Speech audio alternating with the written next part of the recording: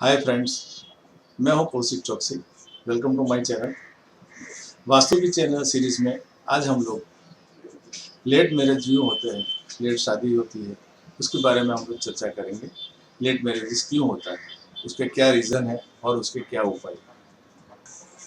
क्या वास्तु इसमें आपकी हेल्प कर सकता है? बिल्कुल कर सकता है। आज हम लोग यही देखेंगे कि लेट मैरिज में वास्तु किस तरह से हेल्पफुल हो सकता है। आइए देखते हैं।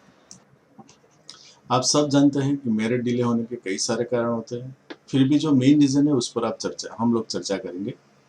जैसे कि करियर ओरिएंटेशन में लोगों की मैरिज करने की उम्र निकल जाती है। दूसरा है लड़का या लड़की की पसंद के लड़के नहीं मिलते, उनकी समझ में ही नहीं आता कि कैसा लड़का चाहिए या लड़की चाहिए। माइंड से पूरे अपसेट रहते हैं, अपनी पसंद वो क्लियर नहीं कर पाते। तीसरा है अगर लड़का या लड़की राजी है तो घर वाले राजी नहीं होते, समाज राजी नहीं होता, उन्हें बाहर से कोई सपोर्ट नहीं मिलता। चौथा है कई घरों में बच्चों के रिश्ते ही नहीं आते। शादी करना तो चाहते हैं मगर कोई रिश्ता है तो ना, इसलिए वो भी नहीं हो पाता। और पांचवा आता है रिश्ते तो आता है, रिश्ते तय भी हो जाता है, मगर शादी में कोई ना कोई अड़चन आने से शादी टूट जाती है या तो रिश्ता टूट जाता है। शादी में बिना कारण कोई ना कोई प्रश्न खड़े होकर शादी नहीं होती, विलंब बना रहता है। देखिए, वास्तु में मेन दिशा होती है तथा हर एक दिशा की एक एनर्जी ऊर्जा होती है। वास्तु में पंच तत्वों पर काम करता है। जैसे नॉर्थ से पहला तत्व जल है, उसके बाद क्रमानुसार वायु, अग्नि, पृथ्वी तथा लास्ट में आकाश रहता है। वास्तु यही 5 एनर्जी पर काम करता है। अभी इन तत्वों में असंतुलन पैदा होने से अपने जीवन में भी असंतुलन पैदा होता है।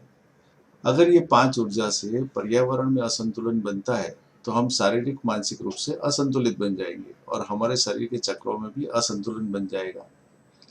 बारी बारी हम ये सभी रीजनों पर चर्चा करेंगे कि मैरिज में देरी होने के लिए वास्तु में कौन से रीजन के लिए कौन सी दिशा है, और वही दिशा का बैलेंस करके हम अपना मनचाहा पार्टनर पसंद कर सकते हैं। अगर वो दिशा में वास्तु दोष है तो क्या करना चाहिए वो भी देखेंगे। एक पहला है, जब भी हम किसी को मिलते हैं तो बात निकलती है कि भाई मेरे लड़के या लड़की की शादी नहीं हो रही है। माँ बाप बड़ी चिंता में रहते हैं और सभी प्रयत्न कर चुके होते हैं। जब भी ऐसा कोई रीज़न है कि बिना कोई रीज़न शादी के रुकावट आती रहती है, शादी नहीं होती और शादी की उम्र निकल जाती है, जब भी ऐसा कोई रीज़न मिलता है तो उसके लिए पहले हमें घर में साउथ वेस्ट की दिशा देखनी चाहिए। साउथ वेस्ट जोन रिलेशनशिप की दिशा है। अगर आपका साउथ वेस्ट दिशा सही है, बैलेंस है, तो आपको 80% प्रॉब्लम सॉल्व हो जाएंगे। इस दिशा में पितरों के आशीर्वाद भी मिलते रहते हैं।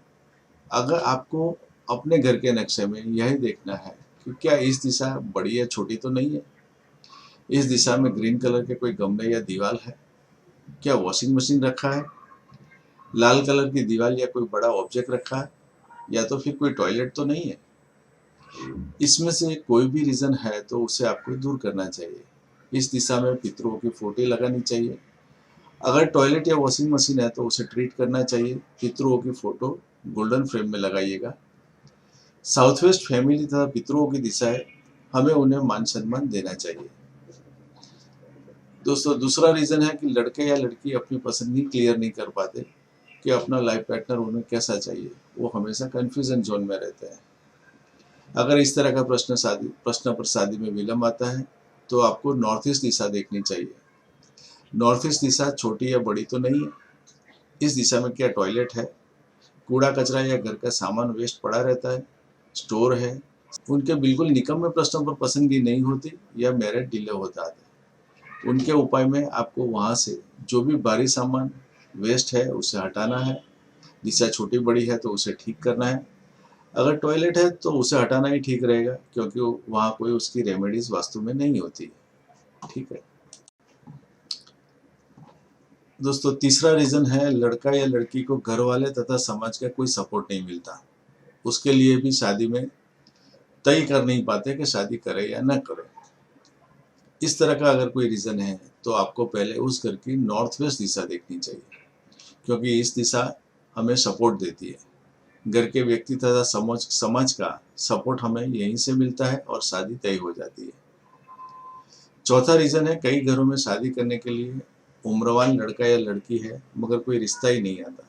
पेरेंट्स बड़े परेशान होते हैं कि बेटा या बेटी अच्छे कमा लेते हैं, फैमिली बैकग्राउंड भी अच्छा है, मगर कोई रिश्ता क्यों नहीं आता।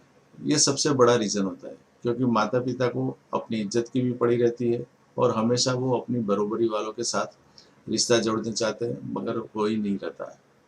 ऐसे वक्त पर आपको इस दिशा देखनी चाहिए। इस दिशा सोशल कनेक्शन की है। अगर ये दिशा सही है तो आपको सोशल कनेक्शन के लोगों के साथ काफ़ी अच्छा रहता है, सोशल बॉन्डिंग बना रहता है और इच्छा रिश्ता फट से हो जाता है। तो आपको यह देखना है कि ईस्ट में कई दिशा छोटी या बड़ी तो नहीं है, क्या वहाँ पर टॉयलेट है, ईस्ट में स्टोर तो नहीं, जो भी है उसे ट्रीट करें और रास्ता रिश्ता आसानी से स्पीड में आ जाता है। पांचवा महत्व का रीज़न है, शादी तो तय हो जाती है, मगर कोई ना कोई रुकावट आती है जिसकी वजह से शादी नहीं हो पाती या टूट जाती है, या तो फिर कोई दहेज का प्रश्न रहता है और पैसों की वजह से शादी टूट जाती है। शादी में कोई ना कोई विलम्ब आता ही रहता है। तो इस तरह के ऐसे टाइम में आपको घर के साउथ ईस्ट कोना देखना चाहिए।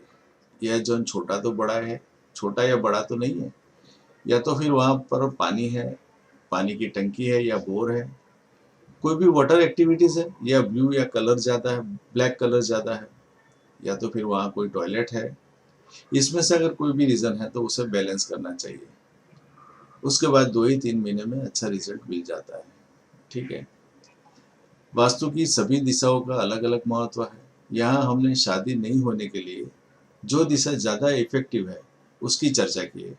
आपके घर में अगर शादी नहीं हो रही है तो ऊपर दिया कोई भी रीज़न है तो पहले आप वो प्रश्न के लिए जो दिशा में देखना है वहीं पर देखिए, और वास्तुदोष है तो उसे दूर करने के लिए उसे बैलेंस करिए। दूसरी दिशाओं को वैसे ही रहने दें, उसको छूइए मत। आपको एक ही दिशा में पहले बैलेंसिंग करना है, और आपको रिजल्ट नहीं मिलता है तो ही दूसरे रीजन देखकर बारी बारी उसे बैलेंस करें। सभी दिशा एक साथ कभी बैलेंस नहीं करना। आपका 2 या 3 महीने में ही अच्छा मनचाहा लाइफ पार्टनर मिल जाएगा। Thank you.